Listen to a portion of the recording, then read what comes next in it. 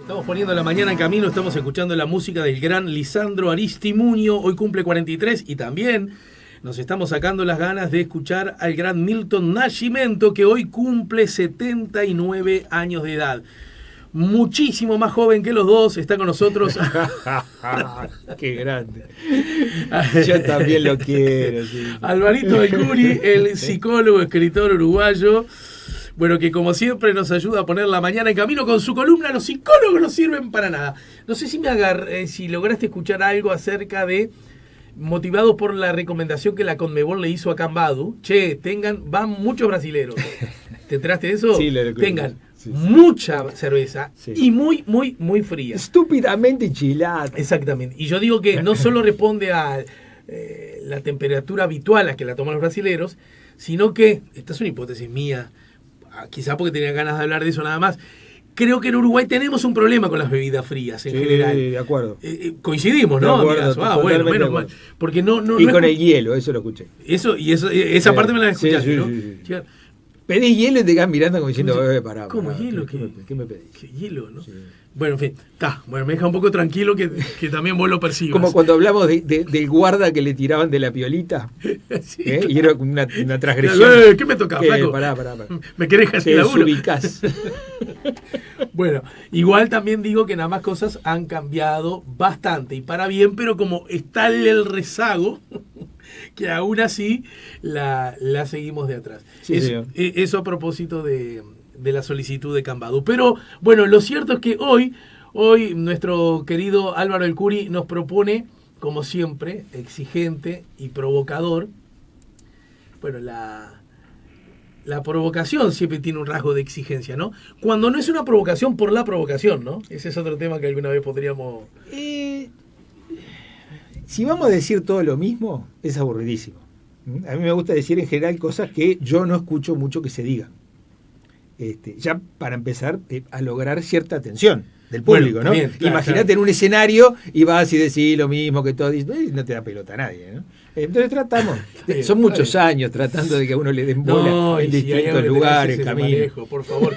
Lo que me parece interesante es cómo agarraste esta consigna Halloween para pandemias con un explícito homenaje al Gran Quino, de Paso Cañazo. Al Gran Quino, sí. Y hay una nenita chiquita disfrazadita y maquillada con una canastita de caramelos con una apariencia bastante inocente y otro grandote disfrazado de monstruo que quiere asustarla, ¿no? Y se acerca y le dice, ¡bu! ¡Soy un fantasma! La nenita lo mira y le dice, ¿fantasma? El fantasma del desempleo me asusta. Se disparó en la pandemia y estamos lejos de volver a los índices de 2019. El otro queda así. Pero dice, voy a insistir, voy a asustar. Claro. ¡Bu! ¡Soy Drácula! Ahí te lo mira y dice, ¿Drácula? Los chupasangres de la DGI, la BPS, la primaria, la contribución, la UTE, los combustibles, esos chupasangres son los que me asustan. Y el chiquilín no entiende nada, pero dice, voy a insistir en asustar a esta niña. ¡Bu! Soy Frankenstein. ¿Fran qué? Mira, los que salen en el noticiero haciendo los motines del CONCAR, esos son los que me asustan. Ya el otro medio rendido le dice, nada funciona, no tenés miedo. ¿Qué clase de niña sos? Soy una niña normal, claro que tengo miedo. Me asusta perder el grado inversor, la lista gris de la OCDE, las nuevas cepas de COVID, las fronteras cerradas, la deserción estudiantil, la violencia intrafamiliar, el calentamiento global, la extinción de las especies, los burócratas de la OMS, el narcotráfico, el terrorismo, y que mi mamá haga sopa. El otro queda choqueado. ¿Qué niña tan rara? ¿Cómo te llamas? Mafalda Pérez. Mucho gusto. Bueno, esta niña es Mafalda, ¿no? Yo a veces me emociona. Les pregunto a los más jóvenes a ver si les suena. Vuelta, claro. Esto es un homenaje a Quino porque una niña así es como muy adulta. Pero en realidad esto es un pretexto. Porque vos sabés que Alejandro, y hablando muy en serio, me cuentan las mamás que los niños no se asustan como creemos que se asustan o como nos han dicho que parece que se asustan, porque a los niños no le dice nada, la verdad, ahora que viene esto de Halloween, ver brujas danzando alrededor de un caldero, ¿no? Qué susto, pero mi hija la verdad que no le dice nada. Un gato negro, una calavera, una calabaza con una lucecita adentro. Los chiquilines lo miran y dicen, qué bárbaro, yo qué sé, ¿qué regalan? ¿No? Van al disco o al súper de la esquina y dicen, comprame eso, es un chiche, ¿no? Pero no necesariamente provoca temor, miedo, fantasías terroríficas. Y ante la pregunta desconcertada de alguna mamá que dice, che, ¿de qué se asustan los chiquilines? Teniendo en cuenta esta especie de festividad que yo veo que ya un poquito más grandes se lo toma como una especie de baile de carnaval, se disfrazan ahí, festejan, y les sirve para salir de noche. En realidad, bueno, con esta mamá y con otros adultos, digo, ¿no será una buena oportunidad para averiguar a qué le tienen miedo? ¿Cuáles son los temores que en realidad, porque por supuesto que los niños tienen temores, ¿no? Claro. Pero no los que nos dicen en Halloween, por ejemplo, ¿no? No, pero tienen temores. ¿Y cuáles son esos temores que tienen los niños? Muchas veces los padres piensan que estos miedos, temores, no tienen nada que ver con ellos.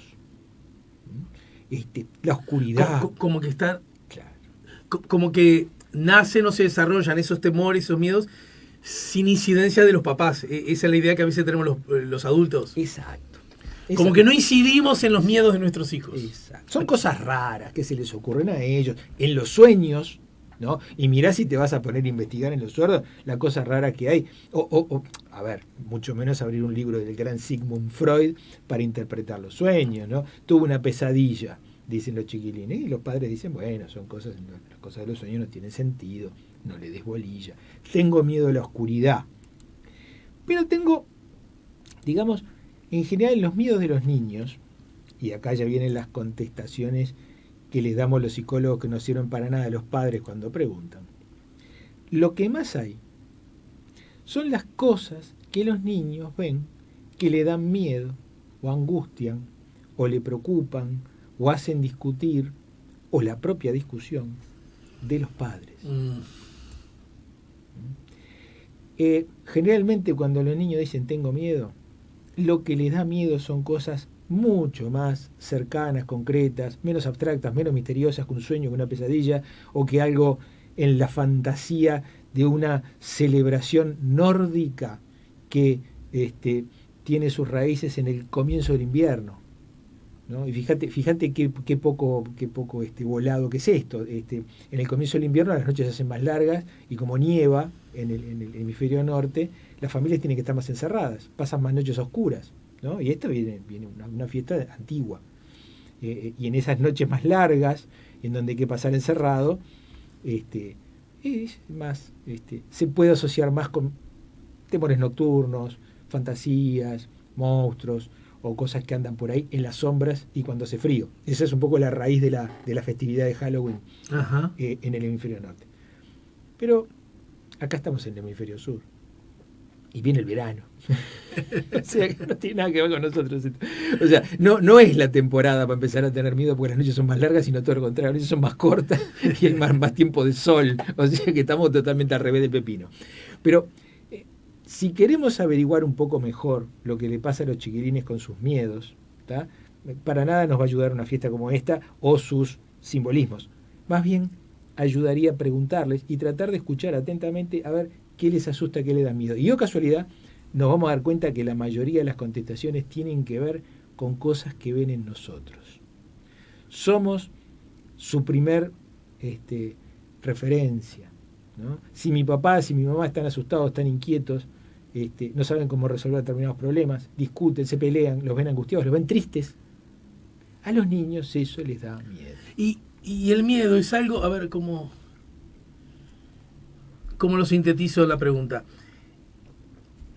Los niños tienen miedo a las mismas cosas que nuestros papás le temen, o los niños tienen miedo a las cosas que nuestros papás hacen. Digamos, ¿le tememos a lo que ellos le temen Ah, mira, hablé como niño. Qué interesante, ¿no? o le tememos... Los niños son curiosos. o le tememos a ellos y a lo que nos puedan hacer o hacerse o hacer con otros. Siempre tengo la fantasía esa de cuando en el fútbol puede pasar, pero en otras circunstancias, de que a uno en cualquier ámbito se le salga la cadena. Sí, sí. ¿No? ¿Verdad? Y pueda discutir por una pavada, ni siquiera estoy hablando, ¿no? Pero discutiste, te insultaste, puede pasar, ¿verdad? Lo vemos 2x3, en el tránsito se ve mucho, ¿no es cierto? Y suponete que vas con tu hijo, yo siempre tengo eso, como... Y yo pienso que más que nada lo que tendría el hijo de uno en esas circunstancias es miedo. Miedo a que a mi papá le lastimen, miedo a ver así a mi papá, miedo a que mi papá pueda lastimar a alguien, ¿verdad? Es miedo, ¿no? Sí, señor. Vamos a recordar que el miedo es una emoción. Las emociones, hemos hablado muchas veces, hemos dicho que son señales del organismo, todas válidas, las positivas y las negativas, inevitables e imprescindibles para entendernos. La emoción, como la ira, como el miedo, como la vergüenza, sí, como el asco, son emociones negativas. Pero también están las positivas, por supuesto, la alegría, la felicidad, el amor, los momentos en los que celebramos. Las emociones nos sirven para tomar contacto con lo que nos rodea. La psicología de las emociones, yo diría, es imprescindible. Nosotros hablamos siempre de las emociones, que a veces son confundidas con otras cosas, según las nomenclaturas. Bueno, con neurotransmisores, con psicofármacos, con enfermedades. Una emoción negativa es una patología. Una patología debe ser medicada. Mal, horrible, espantoso. Vos decís, cuidado, no siempre, eso es lo que me estás diciendo. Las emociones son todas señales válidas del organismo. Algunas personas no creen que las emociones sean señales válidas del organismo. Dicen, no podés tener ese miedo, no podés estar enojado, no podés estar triste. Médicos dicen esto y medican emociones a cara de perro. Todos los días tengo a alguien en el consultorio contándome cómo en un relato terapéutico de 10, 15, 20 minutos, un médico, ni siquiera un psiquiatra, ni siquiera un especialista, ni siquiera alguien que tiene una evaluación o un diagnóstico acabado de la persona con la que está hablando, le dice, bueno, tomate este psicofármaco que te va a ayudar. ¿Cómo que me va a ayudar? ¿No? Si yo tengo una emoción negativa no es una patología. Esto lo hemos hablado acá 2 millones de veces, pero para volver a ubicar las emociones en donde tienen que estar. Pensemos en la mamá o el papá, o por qué no los abuelos que nos están escuchando. A propósito del miedo en las chiquilinas y en los chiquilines, en los niños. Sí. Y por qué no, quizás en los adolescentes también, ¿no? En todos, en vos, en mí, en todos. Primero y principal, es un sentimiento y es normal que lo tenga. Es una emoción, perdón, imprescindible en nuestro repertorio de señales del organismo que nos permiten percibir la realidad. El problema sería no tener miedos. El problema sería no tener emociones. Muchas veces la concepción... Yo hablo del miedo. Sí. Che, vos sabés que mi hija, mi hijo no tiene miedo a nada. Ahí está frente a un problema. Un gran problema. Para empezar, tiene miedo. No lo estaría demostrando. Bueno, ahí estaría el problema, ¿no? No lo estaría demostrando. ¿Qué le pasa a ese niño que no vamos puede a ver qué es lo que ocurre, porque además el miedo, como es una señal del organismo imprescindible para, por ejemplo, proteger nuestra existencia, el miedo nos advierte, cuidado que hay un balcón y estamos a 5 pisos de altura. Cuidado que vas a cruzar la calle y está la luz roja.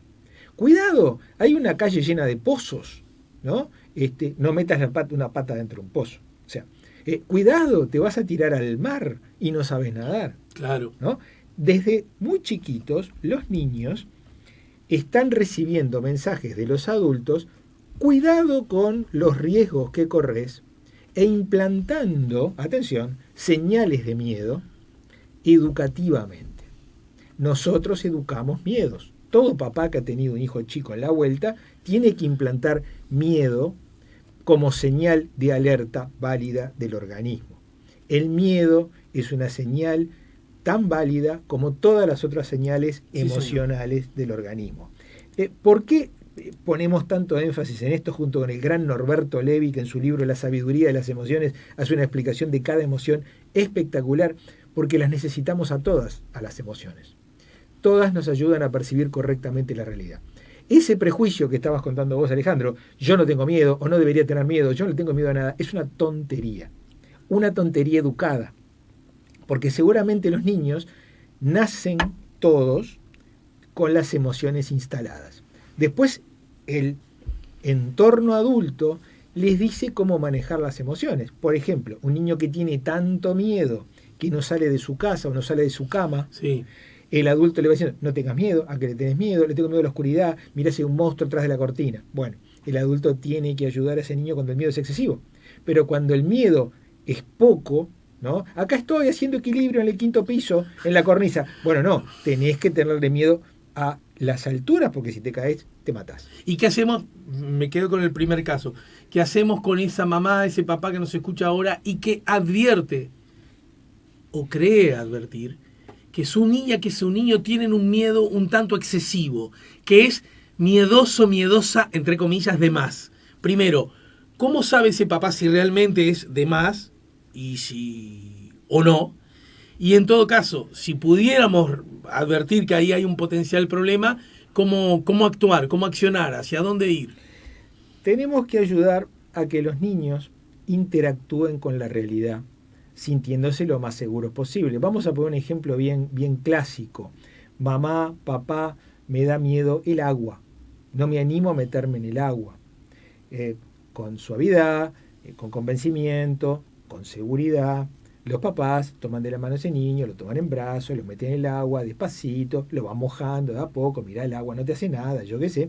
Esos padres también, por supuesto, no le tienen que tener miedo al agua a ellos mismos.